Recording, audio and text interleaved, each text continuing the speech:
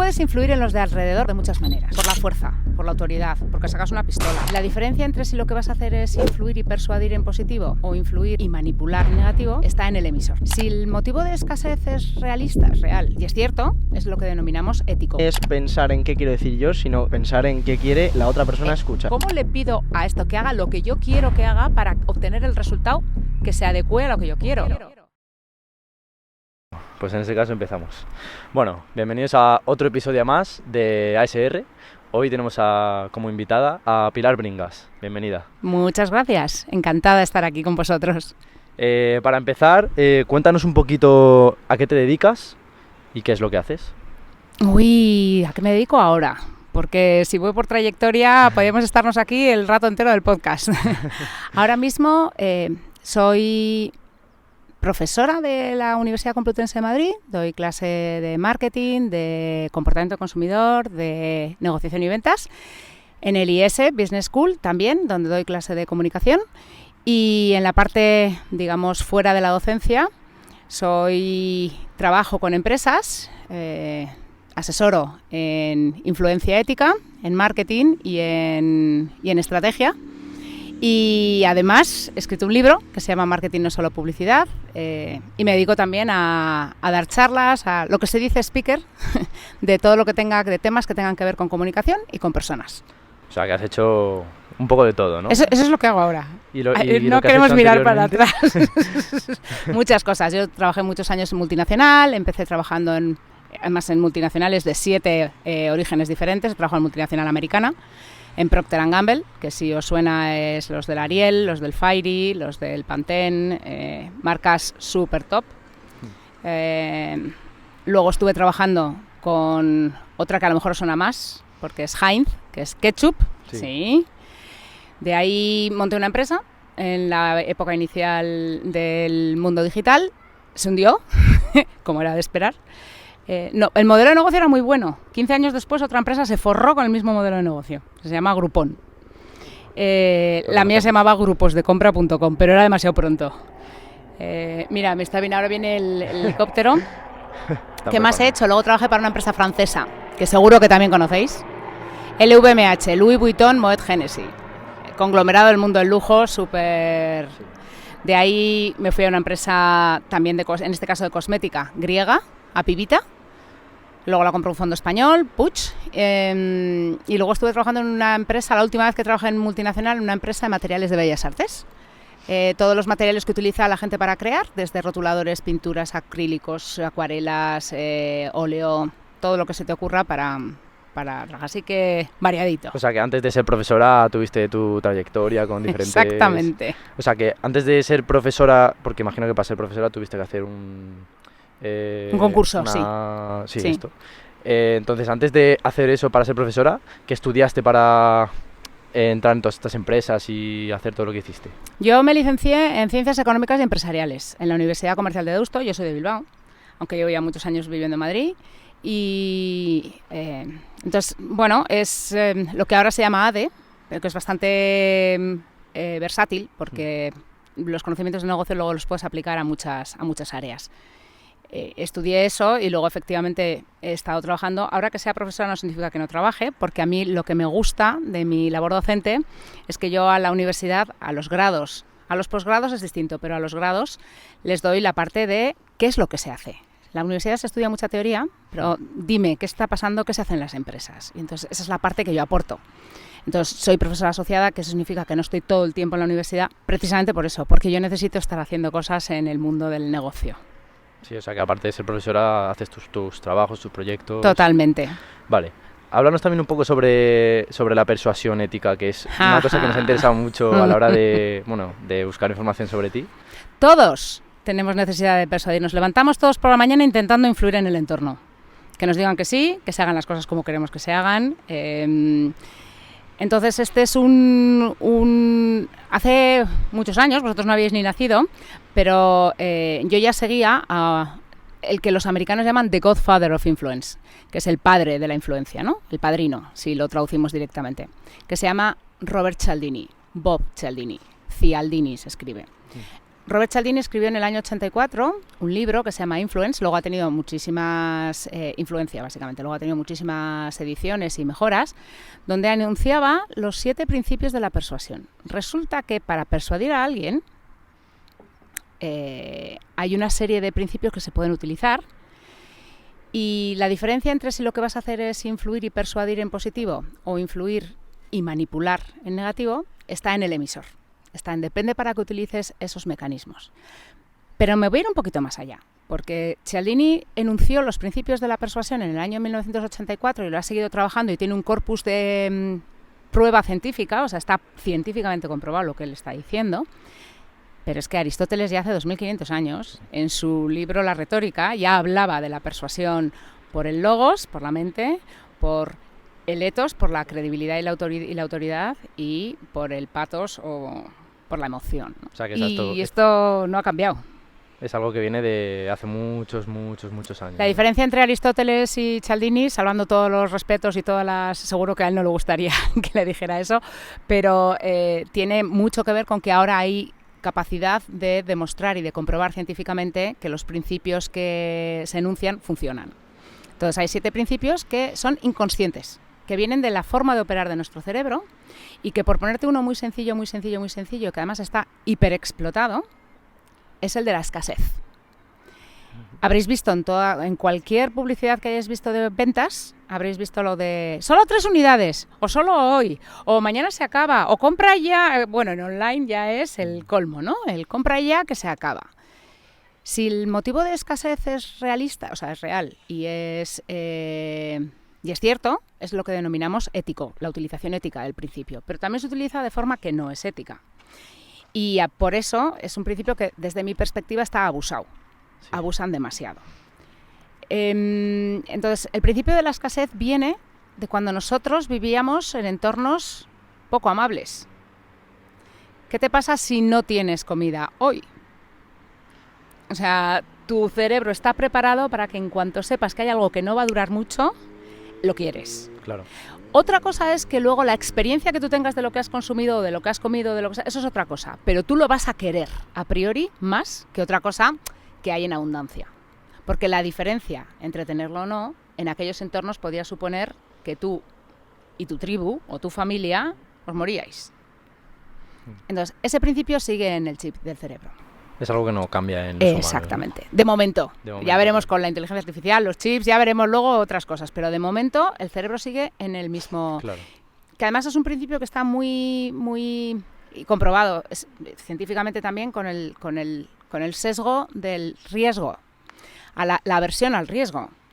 Cuando nuestra capacidad de decidir que queremos algo depende de entender qué es lo que ganamos con ello o lo que perdemos con ello. Preferimos, ante la misma circunstancia, no perder que ganar. En mi pueblo decimos que somos amarrateguis. O sea, preferimos quedarnos con la... un momento, yo lo que tengo aquí. Y de hecho, todas las tácticas de invertir en bolsa y demás siempre es de amarra lo que tienes y vete invirtiendo sobre las ganancias. Pero lo que tienes no pierdas. Eso no lo pierdas nunca, ¿no? Y tiene mucho que ver con el principio de la escasez. Forma de trabajar el cerebro. Sí. Bueno, hablemos un poco de actualidad. Venga. Hemos dicho que tenemos técnicas de persuasión. Sí. Y que tú eres experta en eso. Sí. ¿Qué técnicas, o sea, cómo utilizas tú esto en tu vida diaria? Una de las cosas que más he aprendido de hecho, con la licencia de Practitioner este verano ha sido a aplicarlo. Porque los 7 principios, que no los hemos enumerado, pero los 7 principios son el principio de autoridad, el principio de reciprocidad, el principio de simpatía, en inglés es liking, en español se traduce como simpatía o gusto, depende del traductor, el principio de unidad, el principio de escasez, el principio de consistencia y el principio de prueba social, ¿vale? O de, como lo hacen muchos, yo también. Claro. Hay muchas pequeñas cosas que se pueden hacer en el día a día, que es lo que he aprendido yo este verano. Tan solo con cambiar el enunciado de una frase, cambia totalmente la percepción. Yo estoy ahora empezando a probar y hay cosas muy interesantes. Pues voy a poner un ejemplo súper claro. cuando quizá uno de los eslóganes más conocidos del mundo de la publicidad, el de "porque yo lo valgo", de L'Oréal. Sí. Bueno, pues cuando se lanzó L'Oréal, de hecho, Robert Cialdini fue el consultor que ayudó a la agencia de publicidad a sacar el eslogan. El "porque yo lo valgo" venía de cuando L'Oréal se fue a Estados Unidos. Era un producto caro, porque era francés y era caro. Entonces, el principio de credibilidad, de autoridad competente, dice que si tú tienes algo que no vas a poder dar, que cuanto antes lo digas, mejor. Entonces, el eslogan inicial era "somos caros, pero lo valemos". Lo que estaba haciendo Cialdini era jugar con las palabras. Cuando cambió esas palabras y fue el "porque yo lo valgo", la diferencia con el anterior, solo el "porque yo lo valgo", has cambiado el foco. Ya no es "yo lo valgo porque soy caro", Sí. sino "yo que lo consumo soy el que lo valgo", más 300% de ventas. No, y además que yo veo en eso un poco en el eslogan que lo de "soy caro" es como decir algo malo de ti, y a la hora de vender no puedes como decir, o sea, que es mejor decir solo lo bueno, porque yo lo valgo, ¿no? Pero ¿sabes qué No pasa? tiene por qué. Y esto también es un principio que yo he trabajado, muchos de la experiencia que yo tengo tiene que ver con ventas. Yo siempre he trabajado desde el mundo de la venta, he llegado a dirección general, pero siempre he trabajado desde ventas, he empezado desde ventas. La venta, aunque tenemos esta cosa de no me vendas, es mejor que no me vendan. Si tú tienes algo, si yo tengo algo como vendedora, que sé que a ti te va a solucionar un problema, Sí. para mí lo más maravilloso del mundo de la venta es yo decirte: Rubén o Yago, tengo esto que te va a solucionar el problema que tú tienes hoy. Entonces, te lo pongo a tu disposición. A cambio, tú solo tienes que pagar el precio. Claro. Ya está. Si a ti te hace falta, tú me vas a estar agradecido porque te he solucionado un problema. Lo que pasa es que tenemos la venta anclada en aquellas de no, te lo compro ya y te lo meto a calzador y te genero una necesidad que no tienes, o te empujo, te impulso o te dirijo para que compres algo que tú no tienes muy claro que te va a hacer bien. Esa es la parte que a mí me desconcierta y que se utiliza. Y que se utiliza en muchas áreas, en el área de ventas, en el área de política, en el área de educación, en el área... Lo podemos ver en muchísimas áreas. Vale, entonces, nos ha quedado claro que la manera en la que quieres transmitir algo, ¿no?, ¿Sí? influye mucho en cómo percibe la otra persona lo que tú quieres de él o lo que él quiere, ¿no? Absolutamente. Vale. ¿Por qué ocurre esto? ¿Habrá una base estudiada? Hay una base científica? psicológica estudiada, científica, sí. Vale, ¿nos puedes contar Y un es poco? lo que nos hace, además, hay autores como Yuval Harari, el autor de Sapiens, que si no lo habéis leído os lo recomiendo, que afirman que eso, que es la base de nuestra comunicación, es lo que nos hace, o lo que nos ha hecho una especie exitosa por encima de otras especies animales. La capacidad de comunicación, la capacidad de ponernos en los zapatos del de enfrente. Y eso tiene que ver con la vibración que emitimos. Tú te das cuenta, y esto pasa entre las madres y los hijos, tú te das cuenta que si la madre está alterada, el bebé está alterado. O sea, Sí. ni siquiera tienes que comunicar para eso. Pero si tú te levantas de mala leche, ya se te ha ahogado el resto del día, porque estás emitiendo en una vibración.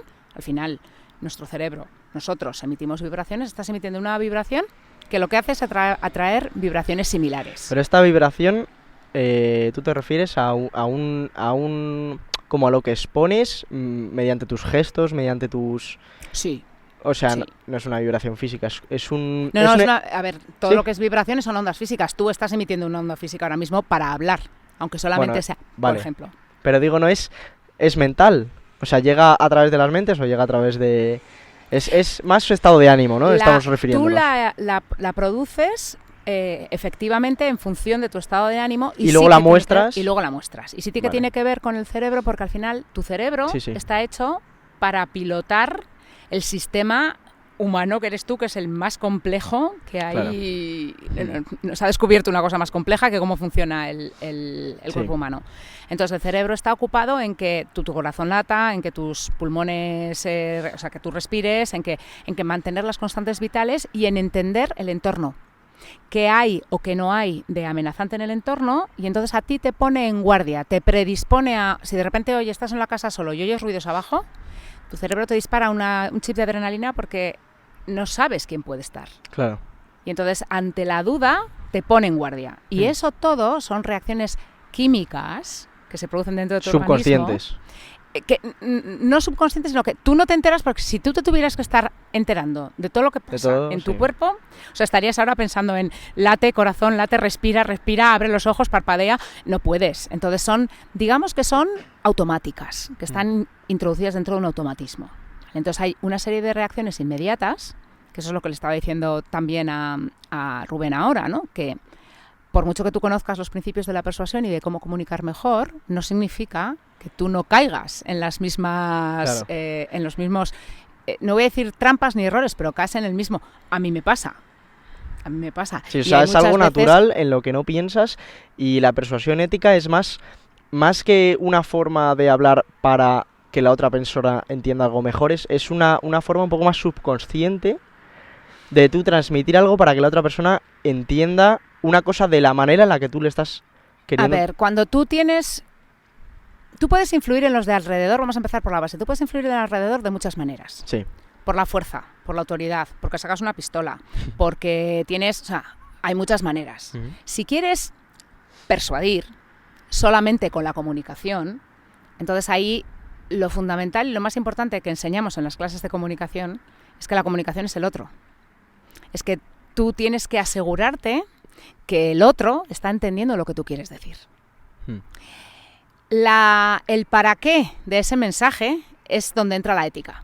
O sea, no es pensar en qué quiero decir yo, sino pensar en qué quiere la otra persona escuchar. Exactamente, en qué es lo que le viene bien a él, en qué es o cómo me va a entender mejor. O sea, cómo puedo modificar yo mi mensaje para que la otra persona se piensa que es como para él y para ayudarle a él. Y en mi caso es para asegurarme de que mi mensaje va a pasar. Y adicionalmente, tienes mucha más facilidad de que tu mensaje y tu comunicación se entienda si el otro percibe que hay algo que nos lo podemos bajar a lo básico, que es que hay de lo mío. O sea, a mí, ¿por qué dedico yo la atención a esto y por qué te estoy escuchando? O sea, ¿dónde está el por qué, no? El para qué lo estoy haciendo. Sí. En el momento en el que tú utilizas técnicas de comunicación, tú puedes querer que otra persona haga algo porque te viene bien a ti y tú quieres que lo haga, y a él a lo mejor no le viene tan bien. Esto es lo que yo entiendo como manipulación. Si lo que tú le estás intentando convencer, lo estás intentando transmitir, es que hay un camino en el que ambas partes tienen un plus, se van a llevar algo y van a ganar, para mí este es el win-win, ¿vale? Y este es el que, digamos, lo que tiene, el que tiene la ética, el que es una manera de hacer ética. La predisposición, de la manera en la que tú emites el mensaje, la predisposición que está la persona o las personas que estén en la comunicación. Y no solo eso, sino también el resultado o cuál creas que sea tu objetivo. Las tres cosas influyen en que tú, por ejemplo, entras en una habitación que hay 200 personas para decir algo y ya tu entrada a los demás ya les está marcando algo. Quién eres, qué haces, cómo haces, por qué haces. Esta es la parte inconsciente. Esta es la parte en la que tú no sabes por qué, pero tu cerebro está leyendo en torno. ¿Y cómo puedes modificar tu presencia, por así decirlo, ¿no? Para que las otras personas perciban algo que esté como más a tu favor? Pues mira, el principio de autoridad, que ese es uno de los principios, cuando tú percibes que el que tienes delante es alguien que sabe de lo que habla, lo puedes demostrar antes de empezar a hablar con varias, lo que denominamos activadores. Un activador principal tiene que ver con, si es un experto en algo, pues que tenga una documentación que la avale, alguien que lo presente y diga, este señor viene de la universidad y hace, en vez de, como he hecho yo, presentarme yo, que venga alguien y que lo cuente. Esto te multiplica por 2 el grado de autoridad percibida, porque no es yo que estoy aquí poniéndome medallas, sí, sino mira que es quién alguien. Ha venido, claro. Exactamente, por eso es tan importante, y lo veréis en cualquier programa, es muy importante, es muy interesante cómo introducen al que viene, ¿no? Si tienes un uniforme, la manera de vestir también transmite. Sí, el cuidarse a uno mismo físicamente. El cuidarse a uno mismo físicamente es importante. O sea, no solo vestimenta, estoy hablando peinado, ir afeitado en caso de... Si eres médico, ¿no? ir con bata blanca. Claro. El tema del uniforme no solo, o sea, me da igual, que impacte algo coherente. en todo, ¿no? Se llama exactamente, que sea la imagen coherente con lo que estás intentando transmitir. Porque en cuanto hay una incoherencia, saltan las alarmas. No sabes esas cosas que dices, yo no sé por qué, pero a mí no me ha terminado hoy de convencer. Sí. Porque le he visto algo que no... Tu cerebro hay algo que ha notado que tú no sabes exactamente qué es, pero que le estás rebajando el punto de autoridad que tenía antes, ¿no? O sea, que estamos diciendo como que el cerebro inconscientemente actúa de una forma hipercrítica, ¿no? Por así decirlo. Sí. O sea, critica todo lo que ve, aunque sea, o sea, inconscientemente. Por eso, cuando estamos en este entorno en el que decimos, no tenemos que juzgar, a ver, vamos a entendernos. Nuestro cerebro, en 3 segundos, tenía que decidir si tú eres un amigo o tengo que echar a correr. Si me vas a matar o te voy a matar yo antes. Y lo tenía que decidir por todas las pistas y todo lo que había en el entorno. Entonces, claro, esto nos sigue pasando. Sale la chispa. Lo que pasa que lo que tenemos es la capacidad de reconocerlo y decir, un momento, puede parecer que, pero vamos a darle una oportunidad. Sin embargo, tú no eres libre de repente ver y es así. Pero no es porque tú no seas capaz de aquello quitarlo, sino simplemente es porque es el ADN de los supervivientes. Y los que estamos aquí somos supervivientes. Y somos hijos de los que sobrevivieron porque se dieron cuenta a tiempo que el tío que estaba enfrente les estaba intentando tangar, timar, matar o robar. Vale. O sea que, para empezar, si queremos vender algo, por así decirlo, ¿no? Sí. Porque todo esto, relacionándolo de nuevo con el marketing, sí. Lo primero que hay que hacer es asegurarse de que esa persona te percibe como un amigo, ¿no?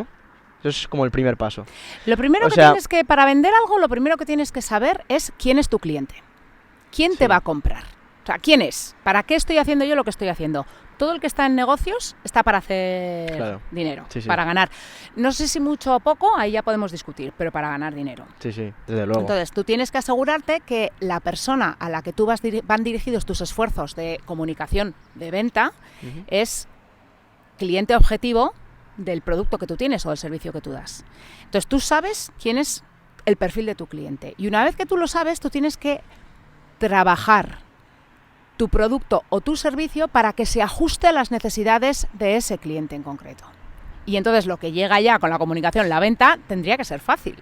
Si yo sé que tú en ese zapato tienes una piedrecita y yo tengo las pinzas para quitarte esa piedrecita, es súper fácil, Yago. Yo te digo, mira, hello, buenas tardes. ¿A que tienes una piedra en el zapato? ¿Verdad? Yo tengo la pinza. Vale, sí. Ese es el, si me preguntas por el lineal, ese es el lineal de cómo hay que hacer para vender algo. Bueno, todo el mundo está claro que si tiene una empresa, si está emprendiendo lo que sea, lo que quiere hacer es dinero en mayor o menor medida, como has dicho tú. Pero claro, hay mucha gente que usa estas tácticas pues de forma no ética. ¿Cuál tú crees que es el límite exacto entre algo ético o no ético? Eso es muy difícil, porque es verdad que la ética tiene unos límites que tienen que ver con tus valores y con tu educación, entonces es difícil. Lo que sí te puedo decir es que lo que sí hay ya es prueba científica de que cuando los principios de la persuasión se utilizan de forma no ética, acaban, en inglés se denomina backfiring, volviéndose en contra. Exacto, sí. Y tenemos evidencia científica no solo de los casos quizá más llamativos, Enron o Lehman Brothers, o hay evidencia científica de que cuando en una empresa se permite utilizar los principios de la persuasión de forma poco ética, ocurren lo que Robert Cialdini denomina los 3 tumores. El primero es el estrés que provoca entre la gente que trabaja con ellos, porque a ti no te gusta trabajar en un sitio donde te obligan a hacer cosas que tú sabes que no son buenas y que no son éticas. Entonces, claro, a lo mejor tienes que estar ahí porque necesitas una nómina y porque tienes que pagar las facturas, pero en el momento en el que puedas, te vas a ir. ¿Qué es lo que va a pasar? Que los que se van a quedar son aquellos a los que, como han aprendido que a la empresa tanga, pues ellos también. Entonces, la gente que se queda dentro de ese tipo de empresas es gente que no tiene ningún tipo de escrúpulo y que se acaba cargando a la empresa igual. Entonces, ¿qué pasa? Que no pasa de un día para otro. Pasa en un tiempo. Vale, o sea, nos has dicho que, entonces, o sea, si se aplican estos principios de forma no ética, a lo largo del tiempo, en cuanto acabe pasando, o sea, la gente se va a acabar dando cuenta. Se cae por su propio peso. Vale, ¿y hay alguna manera, algún método para darse cuenta antes, o sea, mientras te están aplicando estas técnicas? ¿O es prácticamente imperceptible. No, o sea, tú eres consciente. De hecho, lo que te ocurre, y se lo estaban contando antes, a mí me pasa que yo soy consciente a veces. Claro. De repente digo, ahí va, me están, incluso en el momento, me están intentando manipular. Y entonces yo me quedo así y digo, ¿me voy a dejar manipular sí o no? Pero ahora ya soy yo la que decido. Claro. ¿Vale? Pero eso cierto, eso sí es muy obvio. Eso sí es muy obvio. Otras veces no lo es tanto. La única prueba que tú tienes a lo largo del tiempo es la consistencia. Y eso lo sabes y es absolutamente... no quiero decir que es sencillo de reconocer, pero sí es una práctica que pasa en el día a día. El colega que te ha dejado plantado 3 veces, la cuarta no le vas a esperar. Sí. Porque ya sabes lo que puedes esperar de él. Esto es exactamente igual. El principio es, una vez puede que caigas, la segunda también, pero hay un momento en el que te das cuenta que este no está jugando limpio. Y igual que en tus relaciones personales pones una barrera y levantas una barrera porque ya sé que no quiero, en lo que son tus relaciones con terceros, con otras empresas o con el entorno, también deberíamos de hacerlo. Vale. Hemos estado hablando sobre la persuasión ética sí. En el tema de las empresas, de cómo vender. ¿En qué más ámbitos existe esta persuasión? ¿Tú crees que está presente en el día a día de todo el mundo todo el rato? Todo el rato. ¿Solo en el ámbito comercial y empresarial? No, en el ámbito empresarial aplica y es muy claro. Aplica en el ámbito, en ventas, aplica en marketing, aplica en recursos humanos, en cómo haces deseable a la gente que trabaje o cómo viven los valores de empresa, pero claro. Aplican en tu día a día. Vale, ¿y se podría aplicar en relaciones sociales? Totalmente, y personales. ¿Y cómo? Pues ¿cuáles de estas tácticas se podrían aplicar para, por ejemplo, tener una mejor relación, imagínate, con una pareja? Pues mira, todos los principios de persuasión aplican. Entonces, para la relación de una pareja, si quieres empezar, y además es que es básico, porque es uno de los principios básicos dice que es el liking, te tiene que gustar. Entonces no hay nada, y este es un truco que te lo voy a decir, que pasa en ventas, pero también pasa en la vida real. No hay nada que guste más al que tienes enfrente que saber que tú le gustas. Yeah. En ventas pasa lo mismo. Para un cliente no hay nada como ver que el vendedor que tienes delante le gustas como cliente y se ha preocupado por ti, se ha ocupado y sabe de lo que... Cuando a ti hay una persona que te demuestra que tú le gustas, inmediatamente te surge el pues venga, porque estás abriendo una puerta. Entonces ya empezamos desde ahí. El principio, para mí el principio más importante que tiene, o el que yo creo que es más importante de aplicar en tu entorno, tiene que ver con la consistencia. Que esa es una persona que dice lo que hace, o sea, que hace lo que dice y que walk the talk, ¿no? Como dicen los ingleses. Pero que cuando dices una cosa sea porque tú también lo practicas, que seas consistente con tus valores y que si quieres, si yo tengo que pedirte algo que yo sé que a lo mejor está en la línea, prefiero decírtelo. Mira, yo no sé si esto lo haría, pero te lo voy a poner, prefiero decírtelo, prefiero ir por delante. Y eso entra dentro de lo que hemos dicho antes, que cuando tú sabes que vas a dar un beneficio empieces por lo que sabes que no vas a dar. La consistencia es muy importante. Me encanta que hagáis el podcast aquí en abierto, tengamos perros que pasan por aquí, esto me parece brutal. Es la gracia del podcast. Totalmente. O sea, lo primero que dijimos a la hora de crearlo era, queremos que el requisito principal era que todos los episodios fueran en un sitio diferente y si es posible, outdoor, o sea, fuera. Esto es consistencia. Esto es consistencia, que también es lo que tiene que tener una marca y lo que tiene que tener una persona que influye en su entorno. Las personas más influyentes en los de alrededor, a las que escuchas, son a la gente que te ha demostrado que se preocupa por ti y que además que cuando dice una cosa la hace.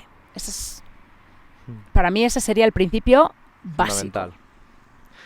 Cuando te conocimos, una cosa que nos llamó bastante la atención y es que nos explicaste un poco qué hacías y tal, pero lo siguiente que nos dijiste inmediatamente fue sé cómo hacer que las personas te digan que sí. Eso es. Entonces, eso nos llamó mucho la atención. Si puedes explicarnos un poco esto, aunque ya tenga que ver todo lo que has estado hablando, pero si puedes darnos como una explicación, ¿cómo es que puedes conseguir que alguien te diga que sí? Te lo voy a poner al revés. Vale.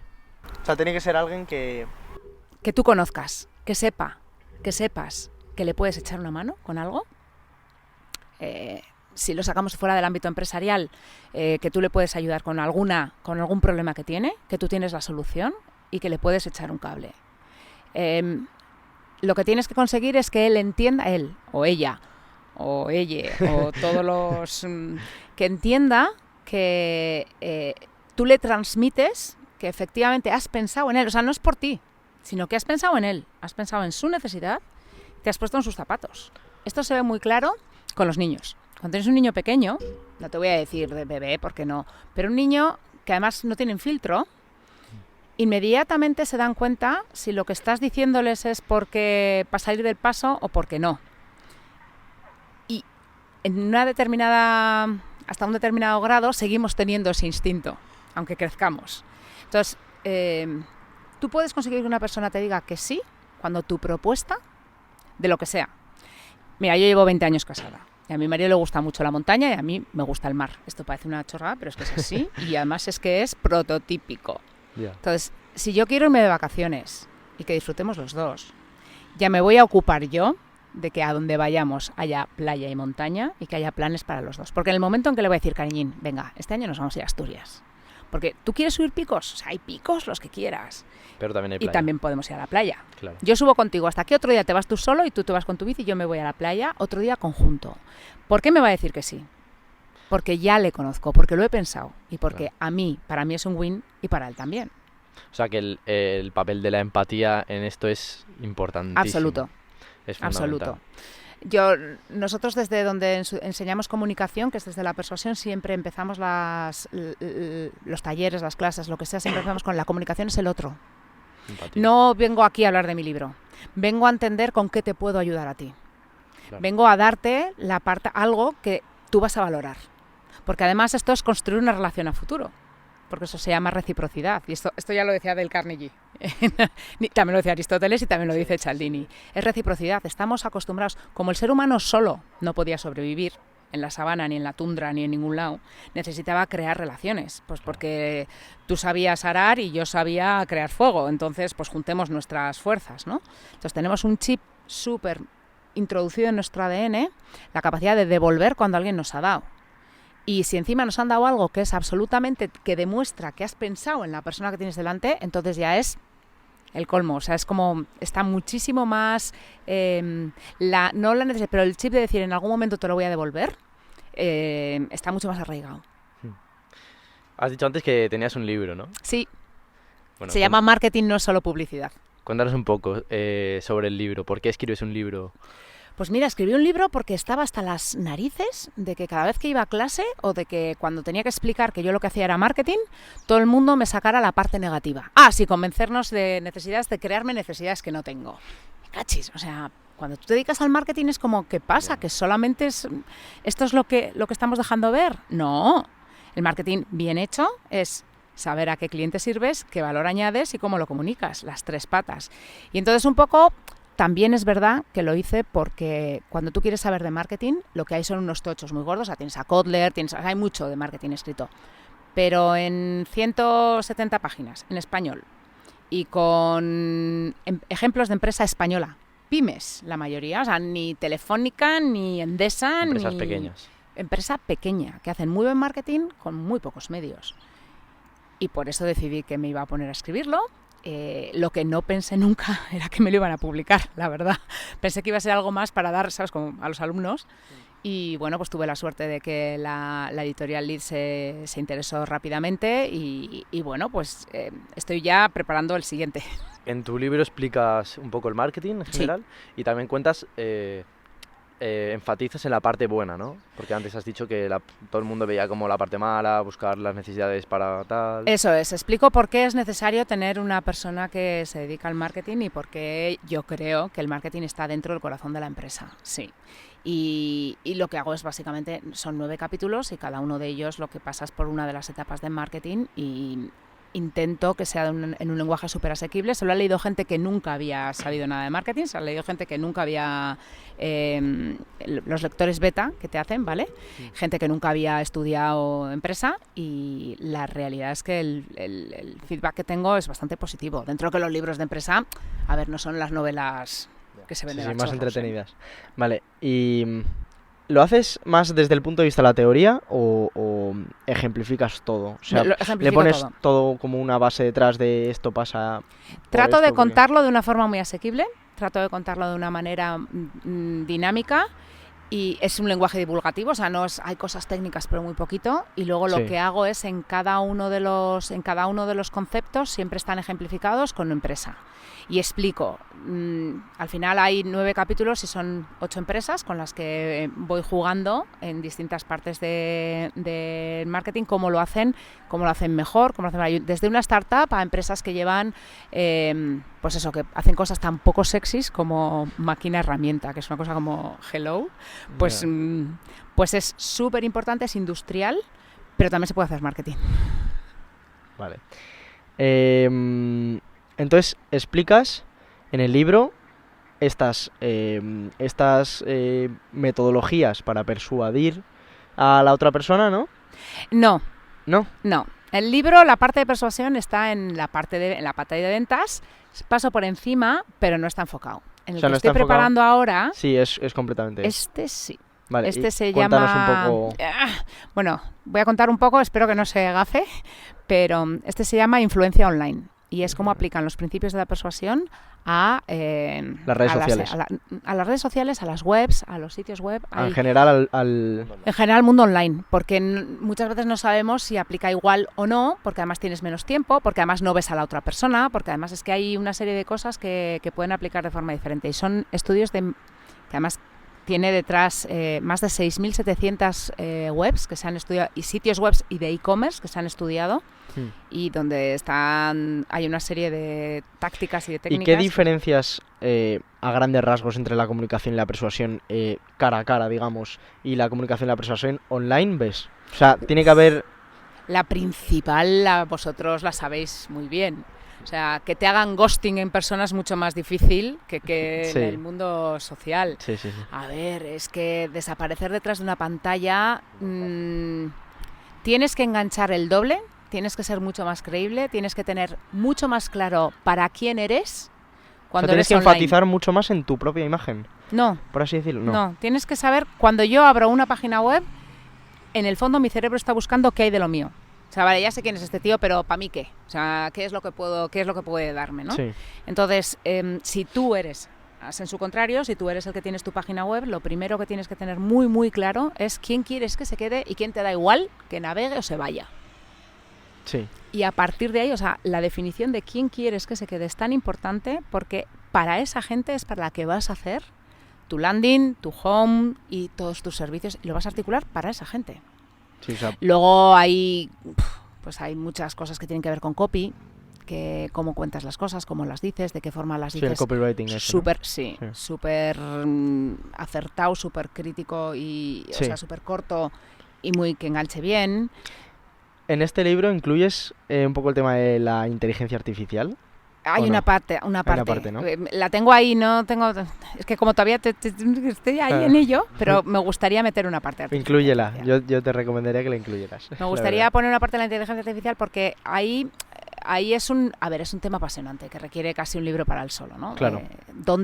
Y desde luego conceptualmente y filosóficamente es donde la inteligencia artificial deja de ser una herramienta para convertirse en un competidor o en otra cosa. Sí. Porque ellos tienen, o sea, toda la inteligencia artificial le estás dotando de herramientas para que tenga un pensamiento propio.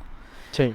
Entonces va a haber un momento en el que, ostras, es que yo no sé para dónde ha decidido y para dónde no. Entonces ahora mismo hay un debate filosófico, a mí me apasiona, en donde está Yuval Harari, que es el que dice que estamos creando una especie nueva y que potencialmente a lo mejor son buenos, pero que es como si hubiera aterrizado un platillo volante y hubiera venido del espacio. Hemos creado una especie nueva. Sí. Y que ahora pues a lo mejor está Gugu, Tata, Bebé, pero que espérate que lo mismo decide que termina con nosotros. Y claro, si le damos el control, ahora mismo el control financiero, todos los mercados financieros están trabajando a través de algoritmos. Todos. Claro. O sea, yo sí... ¿Pero estos algoritmos tienen un proceso de aprendizaje detrás? O sea, ¿están relacionados con la inteligencia sobre artificial? Las decisiones van aprendiendo, sí. Sí. Yo es que lo decía por el tema del copywriting, porque sé que hay herramientas, como por ejemplo puede ser ChatGPT, ¿no? Hombre, ChatGPT ahora mismo es OpenAI y es para todos. No, pero digo el GPT-4. En concreto. Vale, el GPT-4, que es Pro y ya lo pagas, pero da igual, tú lo que estás haciendo es enseñarle al bicho. Claro. O sea, dentro de 15 años, a ver dónde está el bicho. Porque no va a seguir tus razonamientos, ni va a seguir el razonamiento humano, sino que tienen las redes neuronales que ya están. Además, esto no es nuevo, porque para cuando nos ha llegado, para cuando ha sido mainstream, ya te voy diciendo que esto ya tiene un recorrido abismal. Es como cuando Internet llegó y se hizo mainstream. A ver, los americanos lo usaban ya casi al final de la Segunda Guerra Mundial, ya tenían una red de conexiones. O sea que está. Otra cosa es a dónde va. Entonces, ahora mismo me parece que hay un debate maravilloso, filosófico, súper chulo. Para mí es una herramienta y además a mí me parece validísima y que te ahorra muchísimas cosas. En Copy, por ejemplo, es una herramienta fantástica porque es capaz de iterar en muy poco tiempo una frase para quedarse con el esqueleto, que a lo mejor es lo que quieres sin grandes... o para que te escriba una frase dándole un tono alegre, un tono más festivo, un tono más serio, un tono... En esto lo tiene. Y claro, pues como herramienta fantástica. Lo que pasa que si de eso aprende, luego a ver dónde acabamos. Claro. ¿Tú crees que vamos a llegar al punto al que nosotros tengamos que convencer a una inteligencia artificial? Yo creo que sí. De hecho, ya lo tenemos que convencer. Los prompts, el prompt engineering es eso. Es cómo le pido a esto que haga lo que yo quiero que haga para obtener el resultado que se adecue a lo que yo quiero. Es que ya lo estamos usando. Pero es convencer muy indirectamente. O sea, sí. Pero porque todavía están pañales. Ya. Yo sí que creo que por supuesto que vamos a tener... Y entonces, si la inteligencia artificial aprende de nosotros, ¿sí? Estos métodos de persuasión funcionarán también. Yo creo que van a incorporar nuestros sesgos al principio. Porque cuando tú lo programas estás incorporando inconscientemente tus sesgos. Y cuando tú le enseñas también. Sí. Lo que no sé es en qué va a derivar. Te digo que me encantaría tener una ventanita así y ver dentro de 100 años. O sea, no hay cosa que me puedas... O sea, para mí sería caramelito. Dentro de 10. Pero, o dentro de 10, pero que a lo mejor lo veo. De todas maneras, yo ahí esto ya es una cuestión de la bola de cristal. Sí. Yo soy muy optimista humanista. O sea, yo creo que el ser humano nos hemos adaptado a muchas cosas, hemos sobrevivido a tantas cosas y somos capaces de hacer tantas cosas, de hacerlas bien, que yo soy positiva, pero también somos capaces de matarnos y somos capaces de hacer cosas muy brutas. Entonces, yo prefiero verlo en el positivo. Pero no tengo la bola de cristal, ya me gustaría. Ya para ir concluyendo. Para ir concluyendo, venga, sí. La última pregunta. ¿Cómo podríamos aplicar nosotros, digamos en este podcast, esta persuasión ética, esta influencia? O sea, ¿en qué...? ¿Cómo me gusta esta pregunta? Sí. O sea, ¿cómo podríamos relacionar todo esto y usarlo nosotros activamente y con qué beneficios? ¿Qué crees que podríamos conseguir? Pues mira, a mí se me ocurren dos maneras. La primera tiene que ver con el ecosistema de podcasters, de entender quién está alrededor, quién os puede interesar, con quién podéis hacer algo conjunto, con quién podemos hacer un episodio, con quién podemos hacer 1 a 4, con el que me acabáis de decir, o me da igual cuál, que no lo voy a decir en antena porque está así en secreto. Pero ahí en ese es trazar una red de ecosistema de la reciprocidad, ¿no? El construir la reciprocidad, oye, yo formo parte del ecosistema y oye, me interesa mucho lo que tú haces, me gusta, nosotros estamos empezando, estamos haciendo esto, knock knock en la puerta, mira, hemos pensado, y pensar en algo que les pueda resultar atractivo, por lo que considerarían hacer algo con vosotros. Esta es una manera de conseguir a una persona, algún invitado. Exactamente. Pero tener varios. O sea, me gusta lo que hacen estos, me gusta lo que hacen estos, me gusta lo que hacen estos. Y es pensar en vuestro formato cómo encajaría en una cosa, o sea, a lo mejor en un episodio a 2. Esta es una que se me ocurre. Otra que también me parece obvia y que creo que tengo muy claro es tenéis que pensar quiénes queréis que os escuchen. Eso es lo que hemos tenido complicaciones. Lo sé, pero solo hay que veros. Es algo como muy súper ambiguo, o sea, no estamos centrando nuestro podcast a un público específico, como por ejemplo, imagínate hacer un podcast de la Fórmula 1, sino que es como un podcast súper amplio y traemos invitados. De momento, los que estamos trayendo son profesiones. Vale. O sea... Pero sin cerraros a nada. Claro. Bueno, pues sois un podcast generalista, que queréis que os escuchen los curiosos de la vida, que andan por ahí encontrando... ¿Pero cuántos de esos hay? Primero defínelos, Yago. primero defínelos. Son curiosos de la vida que andan buscando formatos de podcast y ¿qué es lo que les gustaría escuchar? Entonces, por ejemplo, tenéis a una adelante. Sí.